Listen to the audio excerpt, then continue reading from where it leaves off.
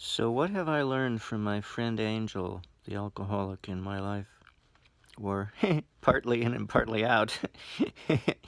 um, well, I don't want to be like him, and yet I was born into that frame of mind due to the fact that my mother was fasting on a raw food, spoiled vegan diet, and didn't even know that they were a family of alcoholics.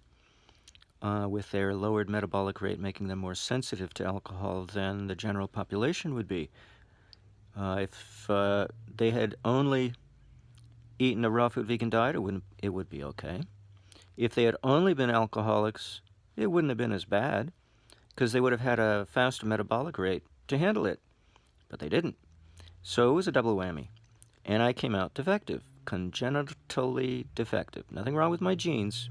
It's a congenital defect acquired at the time of my gestation. Now, I can't correct it in any permanent sort of way unless I last 1,000 years and keep using silver. Maybe slowly I'll regenerate. Excuse me. But hey, that's life. So, what did I learn from my friend Angel in so far as I do not want to be like him? Or, to put it in a different way, he pointed out to me my own flaws that I had overlooked and didn't think worth bothering with, in the sense that I didn't have any motivation. I didn't believe in myself enough. Well, after spending time with him, I believe in myself plenty more now because I have to in order to put up with him. Yeah, it's a burden. It takes a lot of self-confidence to deal with somebody who lacks self-confidence. You got to make up the difference somehow. So, what I've learned is I have addictions of my own, and with the help of DMSO saturated with MSM, along with chlorine, I've managed to shock myself out of my addiction to wheat, which I'm allergic to, and gluten products in general, and all grain, because I don't need to feed my anxiety. Every food nurtures a different area of the brain. And when we don't eat that food, we don't nurture that area of the brain, and it just kind of sits there, in a hibernating state and doesn't really do a whole lot. Um, and it's not just food. Any activity, the type of activity, stimulates different sections of the brain. We know this. Well, that activity is food for that section of the brain. It stimulates that section of the brain. It's nurturing nourishment for that section of the brain. And when we don't engage in that activity, that section of the brain goes to sleep because it's not being stimulated. It's just like muscles atrophy when we don't use them. But it matters which muscle we don't use. They don't all atrophy unless we don't all use them or use them all. Don't use them all. But if I use my right arm, but not my left, for instance, I do a lot of driving, right? So, a lot of driving. And so my right calf is huge and strong, while my left calf is a little weak, is a little wimpy weakling, because I use my right calf, my right foot on the accelerator pedal. So, it's the same way with the brain. And food is no different from any other experience that feeds our brain. That's why there's no such thing as substitutes. We can kid ourselves into thinking I'm eating vegan, cruelty-free bacon, but it's not the same. Come on. No way is it the same, because it's different. It's not just different karma. It's not just different consciousness. It's a different nurturing nourishment to the physiology so that the physiology doesn't behave the same on a different diet. Now, since I already have acquired anxieties due to other activities I've gotten involved in over the past few decades or several decades, I don't need to feed and nurture my anxiety. And grain is a pushy food. Most grains come from monocots, but there are exceptions. Quinoa, for instance, and amaranth, buckwheat, they are dicots. Now, if you know your botany, a monocot is a heavy feeder. If you know your farming practice, a monocot is a heavy feeder. Like grass, is a monocot, and it sucks nutrients out of the soil like you wouldn't believe. While a dicot does not do this. But monocots tend to be rapid growers. That's why they're heavy feeders. And most grain are monocots, and so it excites the physiology to strain a little, to push a little bit more. And if you've got a strong physiology, all good for you. But I wasn't born with a strong physiology, so I need to be taking it easy. Now, in the book of Daniel in the Old Testament actually describes Daniel suggesting to his captors, did I say that right? No, his overseers, because he was the captor. He was the captee. He was the captive boy taken into captivity by the Babylonians, along with other young children of the royal court.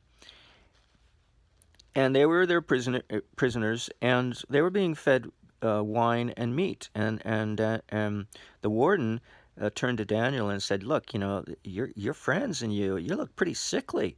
You looked pretty healthy when we first brought you over here, but now you look pretty sickly, and it's my neck if you start getting ill on me. So tell me, what am I supposed to do? What am I supposed to do to fix this? How can we fix this?"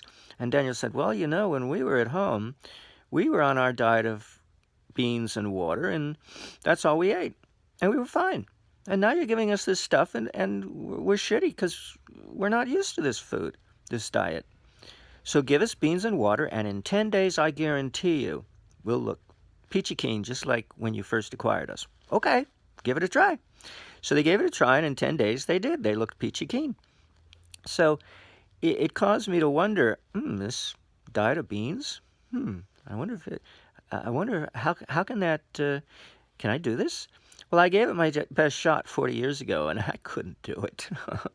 I'm addicted to other things besides beans. Some beans are okay, even if you sprout the stuff, still, we have our addictions, and it's hard to break them if we don't know how.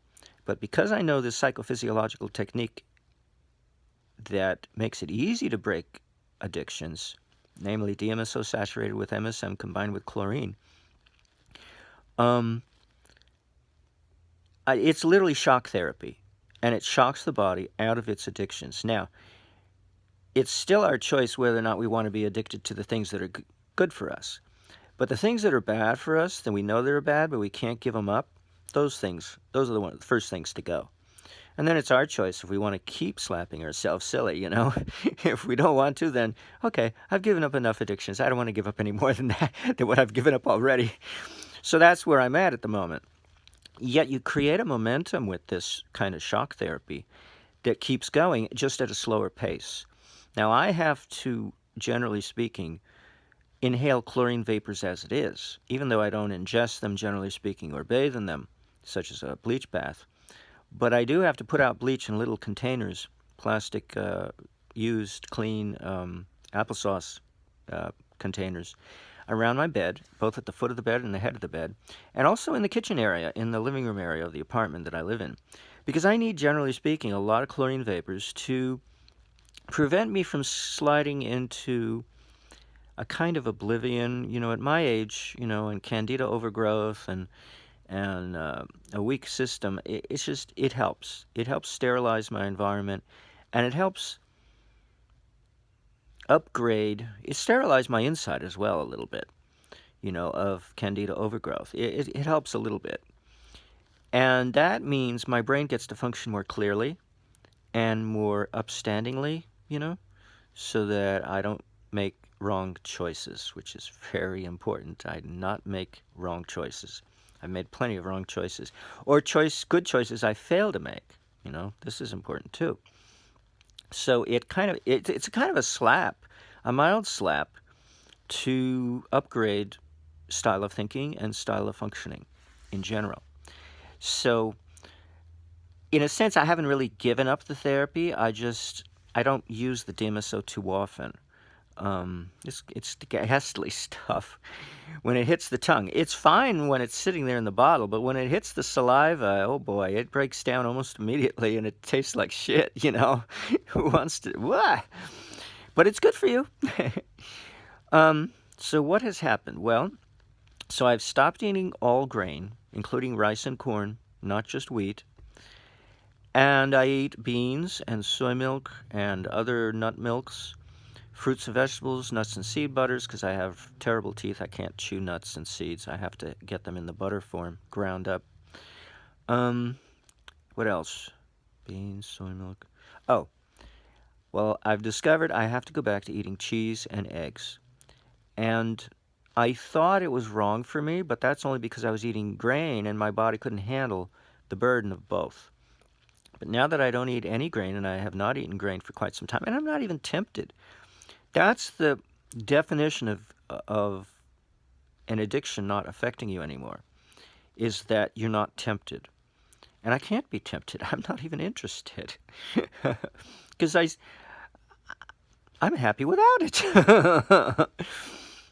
So, but I started to get hungry after several weeks of being vegan and without eating any grain.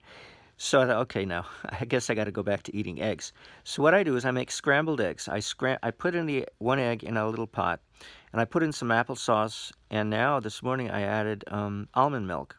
Scramble it up, and then just keep stirring it while it's on the high fire. And it's great. Have it with dried fruits and almond butter. Oh, it's yummy. Oh, and tapioca pudding. That's the other thing I've learned the beauty of. Tapioca pudding. I've had to buy tapioca in bulk, and it's not the microwavable type of tapioca. It's the, you got to soak overnight tapioca. And it's something like 3 pounds of tapioca pearls I bought on Amazon, because it's hard to get tapioca these days. Everybody's stockpiling their Kleenex and their toilet paper and their microwavable tapioca pearls. It comes in a little red box, you know. Well, I had to get something else, because even the stores are out of the microwavable little tapioca pearls. So I get the big pearls that take longer to soak. So I soak it in coconut water and a little bit of fruit juice overnight in the fridge. And then I cook it on the stove with a little bit of diatomaceous earth, food grade.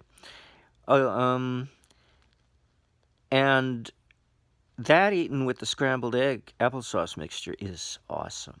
With a little nut butter and a few dates. And I might throw in a few dried fruits, like dried blueberries or something, into the scrambled eggs when I scramble them.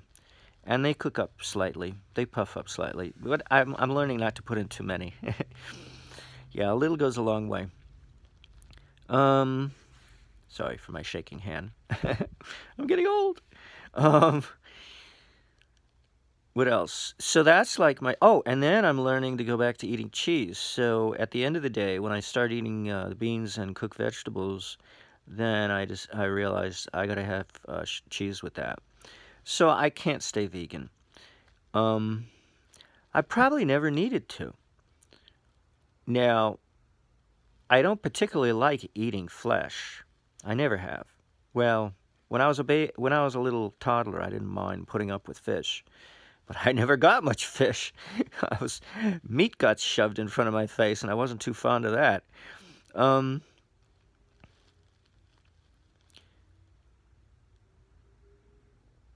So what I do is I get like canned soups, and I read the labels fastidiously. If it's got any grain product in there from a monocot, I don't go near there. But I got one that had quinoa in it, and that was pretty good. Quinoa and kale. Amy's brand, very good organic brand of canned soup. So I usually get the bean stuff and the vegetables. And then I get canned beans, but I'm learning sometimes they don't thoroughly cook the beans when they're whole beans and they can them. They only cook them halfway, and then you got to cook them the other half. I guess that's what they expect you're going to be doing. Not me. I'm just going to eat out of the can, and then I get undigested beans in my belly. Oh, that's disgusting. So, but refried beans, anything that's been thoroughly ground up is usually thoroughly cooked as well. Anywho, I eat a lot of beans now, and I don't mind. And soy milk is pretty cool stuff, too. What else? Coconut water. I drink a lot of coconut water. That's a new thing my friend Angel taught me. My beverage of choice. I'm kind of sick and tired of fruit juice. I like a little bit mixed with other things, like when I make scrambled eggs, but to drink fruit juice by itself anymore, it's like syrup. It's so bizarre. The flavor, if it's not raw, freshly juiced, if it's pasteurized, it tastes like crap, basically. So switching to coconut water, even though that's been pasteurized as well, it's not bad. It's pretty good. Although it is kind of syrupy too. Anything pasteurized is kind of syrupy when it has a sugar content, at least to my taste buds. And so even that I get tired of from time to time. So the point of the eggs and the cheese is to increase my metabolic or my digestive rate, I should say, so that I can digest these sweets and not be sickened by some of them and overwhelmed by them. Because if I'm not getting as many calories, carbohydrate calories from starches like I used to, and if I'm getting more of them from sweets, I got to make sure my metabolic rate, or the digestive side of my metabolic rate, namely my catabolic rate, is up to par. I can't afford to have partly digested food in my belly. It just is not good, of any sort. Any kind of partially digested, not fully digested food is not a good idea. Let's see what else. I think that's it. Now, I do silly things. I bought these half-gallon growlers, beer growlers, for my friend Angel in order to give him beer that has been steeped with silver wire in there. So I get a 2-foot length of silver wire. I curl it up into a large coil and curl the two ends into tiny curls and thread that down into the growlers so that I transfer the beer into that, and so it can soak, so he can get some silver at the same time that he drinks beer. Because I know silver in time will what's the word I'm looking for? Not inculcate, that's too fancy a word. Train the physiology to be more moderate in its consumption, and not, because he's overindulgent, and I know what that's like, to want to be overindulgent. You're trying to suppress your feelings, and he's got feelings he doesn't want to cope with, so he overindulges, and he drinks a lot. I won't tell you how much, I'll let you guess. So I've decided I have to put a certain rigor into whatever assistance I give him. I can't just give him whatever he wants. I have to add in some of my consciousness into the picture, and that's self-discipline. It's the only way I've been able to survive as long as I have. Outlived my father, who died when he was 41, because I need a lot of self-discipline to stay healthy and stay with it. So I soak silver wire in his beer, and I also have other growlers that I fill up with coconut water, and I soak silver wire in them as well.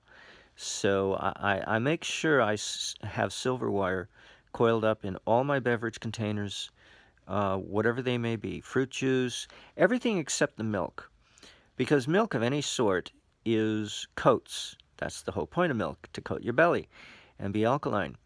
And so it coats the silver wire, and that doesn't help release silver ions into the liquid. It prevents it. So I have to switch to something else. Otherwise, the milk tends to spoil. I don't drink it up fast enough. If I buy a half-gallon carton, soy milk, almond milk, doesn't matter what kind of milk it is. I've had this problem with dairy milk as well. So what I do is I put in a 1/4 teaspoon of borax. And it's very pure stuff. I don't use the borax from 20 Mule Team cardboard box, because cardboard box allows the perfumes, the artificial man-made perfumes, to migrate over to the borax, because the borax soaks it up like baking soda does, like a sponge, from the Whisk and Tide detergents that sit next to it in the warehouse for months. So I'm ingesting the perfumes. I don't need that. So I buy my borax stored in plastic bags, delivered to my door. I buy it online in bulk quantity from soapgoods.com, SOAPGOODS.com. And they also have the Mule Team variety, but I don't touch that. So I put in a 1/4 teaspoon of borax, and borax tends to clump when it's not anhydrous, when it's not the 20 Mule Team variety. So it takes a long time to dissolve. So I have a habit of always shaking up. Well, I shake up the juice bottles anyway, because I want the silver ions to distribute evenly so I can get maximum benefit. But I do the same thing with the milk. I shake it up good to make sure the borax is dissolving, and eventually dissolved, so that I can get the full benefit. And borax is pretty good. If you put it in a swimming pool, it'll stabilize your chlorine and help sterilize your pool and keep it clear as a crystal. You know, murky pools, that's a thing of the past. With a little borax in there, unbelievable. Well, boron absorbs radiation, and we're going to be getting lots more radiation than we ever got before, because the ozone is going to continue to deplete, and we're going to get more cosmic radiation and solar radiation. And then we've got nuclear radiation too to deal with, man-made radiation. So we've got all kinds of radiation to deal with, and boron absorbs that. So that's pretty good to know. A little boron in the body is not a bad idea. And borax is a very alkaline, highly alkaline compound of sodium borate, and it helps put a little sodium in the body without putting chloride ion. Now, I know some people say, oh, I'm sensitive to salt, I can't eat salt. Are you sure it's the sodium? I wouldn't be so sure about that. It could be, but it may also be the chloride, or it may only be the chloride ion that you're sensitive to. Chlorine and chloride are, even though they seem like they're the same, they're not. They're like distinctly different. And chloride ion is hydrochloric acid, and I don't have a whole lot of hydrochloric acid in my stomach, so I don't digest my food very well.